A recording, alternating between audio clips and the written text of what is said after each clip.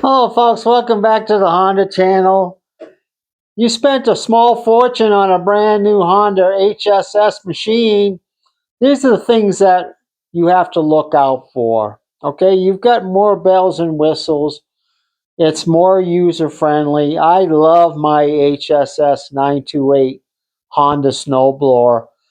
It has more things to worry about, and I'm going to tell you today what kind of things you should look out for and be proactive with on your maintenance. All right. So let's get to it. The first thing is your steering handles.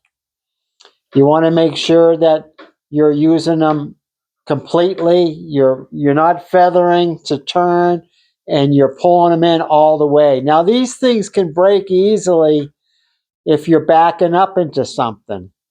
They're just plastic. For the life of me, I don't know why Honda didn't put aluminum brake handles on these, like on our old bicycles back in the 60s and 70s. But you look at it this way, they've made hundreds of thousands of units all over for the whole world. A couple extra dollars adds up to some serious money. So just be careful when you're backing these things up. I've talked to the dealers about this. Usually, if you backing up and you back it up into something, you can break these handles. Now they're not too difficult to replace, and it's not really a warranty item because they deem it operator error. So these only cost about $10. I bought a couple of extra ones, they $10 or so. They're fairly easy to replace if you have the right tool. It took me a while to do it the first time, but every time I've done it, it becomes easier and easier to do. So this is one thing you have to pay attention to, okay? Now the next thing, if you have an electric starter on your machine and a battery, you do not want to overcrank your starter. Now it should start right up. If you pull the choke cable out, you've turned your fuel on, and the machine is tuned up, it should start right up. But you don't want to keep on cranking and cranking and cranking it. You're gonna end up damaging your starter or burn it out. So if it's not starting right up after a couple tries, you want to find out why. With the battery, you want to check in the fall.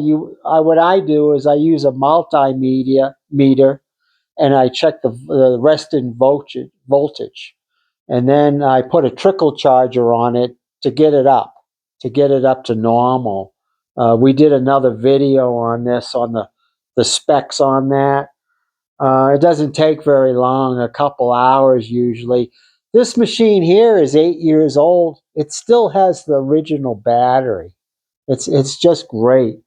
So I check the voltage. I put a trickle charger on it. You can do that in the off season. You can remove the battery, put a charger on it, and store it in a cool, dry place until the following season if you want to. So that's another one of your bells and whistles that you got to pay attention to. The next thing is your height adjustment for your bucket. Now on the older machines, if you've got a track model, you've got the pedal. On this thing, you've got it's called a free lock. It looks like a shock, and it just stays in place wherever you leave the thumb. The thumb control is right up here. If I let go, it just stays in place, and it's just super nice. I love this thing. I've only run into one machine that had a problem with it. It wasn't too difficult to repair. Usually, it needs a cable adjustment, or you can adjust the whole shock itself. Now, another nice thing about this is the parts are fairly reasonably priced. On your older machines, the pedal and the hardware is close to $300, and then you're gonna you're going to pay an extra, I don't know, maybe an hour's worth of labor at the shop to replace it. So you're looking at, $400 US, more in Canada or in Europe.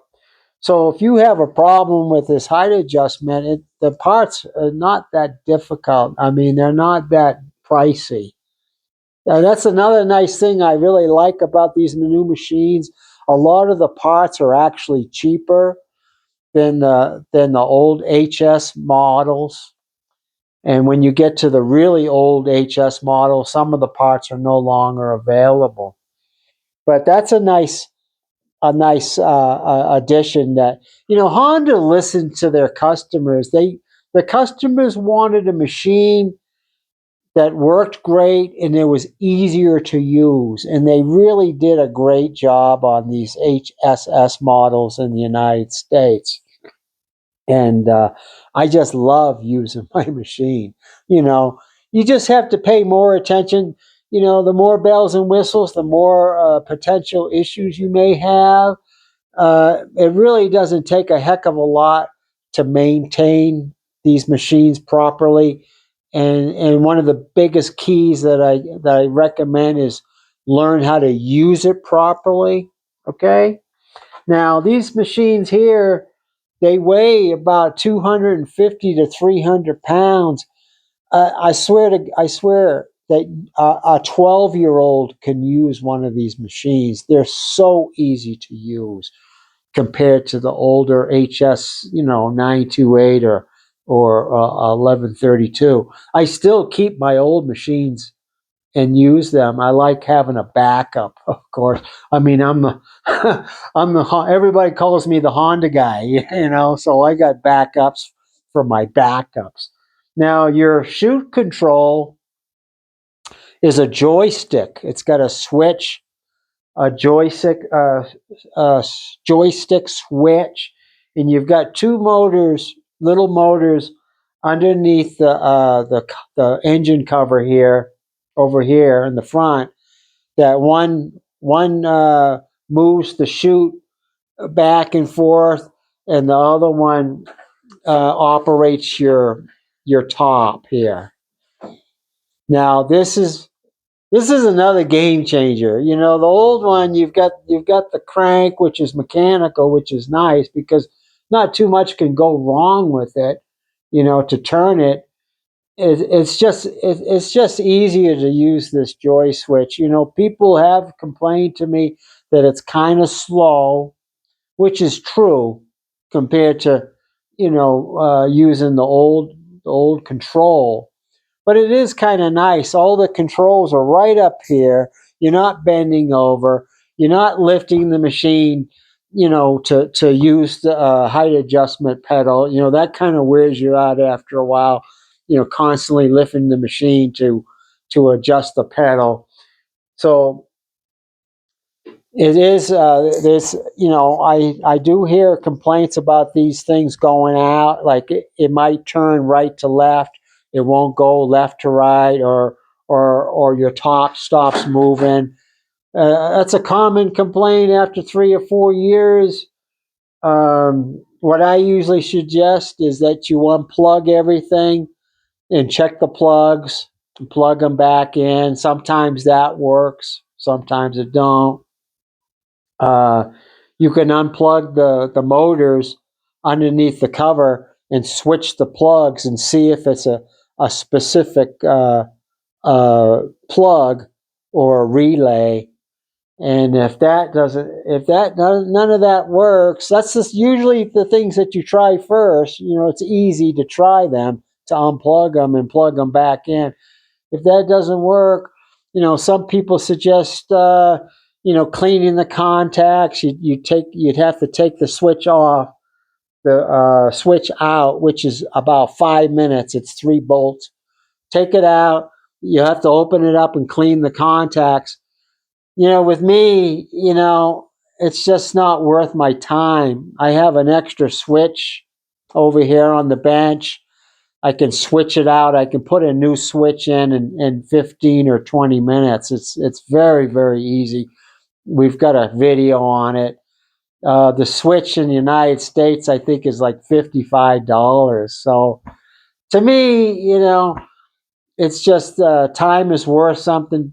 I'll just switch out the switch, and then when I've got nothing better to do, I can take the old switch and I can open it up and clean the contacts. Perhaps I'll have a good used switch, as an emergency backup. But anyways, those are the things that I'm talking about, the things to watch out for. It doesn't necessarily make the new HSS machines any worse than the older machines. People like the older machines because they're mechanical and they've got a proven track record of lasting a long time. 30, 25, 30, 40 years, and thousands of the older Honda snowblowers are still working every day. Now, this is 8 years old. The HSS models came out in 2016 in the United States. They came out a lot earlier in Europe and Canada. The key, I can't emphasize this enough, the key is using the machine properly and maintaining it properly. Keep an eye on your oil level. Keep up on your scheduled maintenance, and use the machine properly. Let the machine do the work. Don't force it to do more than it was designed to do. And I think you're going to get a lot of good years out of your new machine. So thanks for watching, folks. If any of our videos helped you in the past to save money, please like and subscribe. We've got over 300 videos on the YouTube channel, Honda Snowblower Enthusiast, and we're also on Facebook. Thank you for watching, and we'll see you next time.